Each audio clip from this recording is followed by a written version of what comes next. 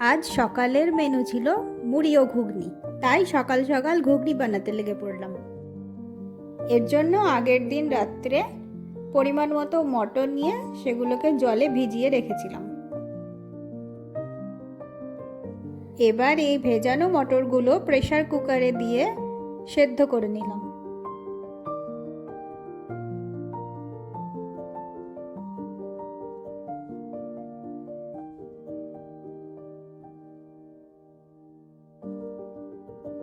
এবার দুটো আলুকে ভালোভাবে খোসা ছাড়িয়ে সাইজ মতো কেটে নিয়েছি।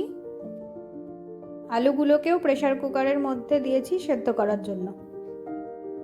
1 চামচ পরিমাণ লবণ এখানে অ্যাড করেছি। মটর আর আলুটা সেদ্ধ হতে বসিয়ে দিয়ে কয়েক কুচি আদা, কিছুটা পরিমাণ রসুন, কাঁচা লঙ্কা, টমেটো এবং 2 চামচ জিরে দিয়ে আমি ততক্ষণে একটা পেস্ট বানিয়ে নিয়েছি।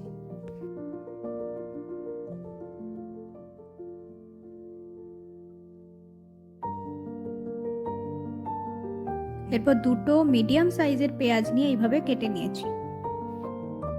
কড়াইয়ে বেশ খানিকটা তেল নিয়েছি, তাতে দিয়েছি তেজপাতা, শুকনো লঙ্কা এবং 1 চামচ পরিমাণ জিরে। এরপর কেটে রাখা পেঁয়াজগুলো এর মধ্যে দিয়ে দিচ্ছি।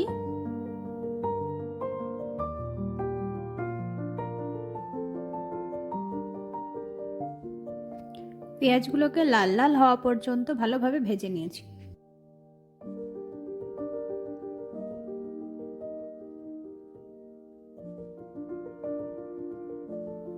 পেঁয়াজগুলো যখন লাল লাল হয়ে ভাজা হয়ে যাবে, তখন তার মধ্যে আগে থেকে যে পেস্টটা আমরা বানিয়ে রেখেছিলাম সেই পেস্টটা তার মধ্যে দিয়ে দিলাম।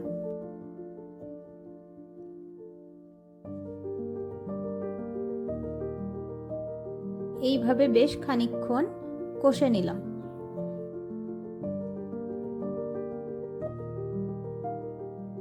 এইভাবে নাড়তে নাড়তে কিছুক্ষণ পর যখন জলটা কমে আসবে, তখন তাতে দিয়েছি স্বাদমতো লবণ এবং পরিমাণ মতন হলুদ।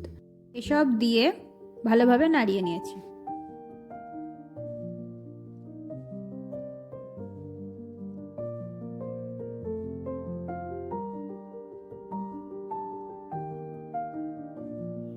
তারপর সেদ্ধ করে রাখা আলু এবং মটর এই মশলার মধ্যে ঢেলে দিলাম।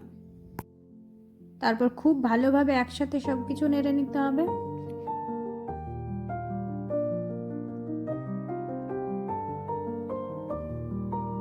বেশ খানিকক্ষণ ফোটার পর যখন জলটা একটু কমে কমে আসবে, তখন তাতে দিয়ে দিতে হবে গরম মশলার গুঁড়ো।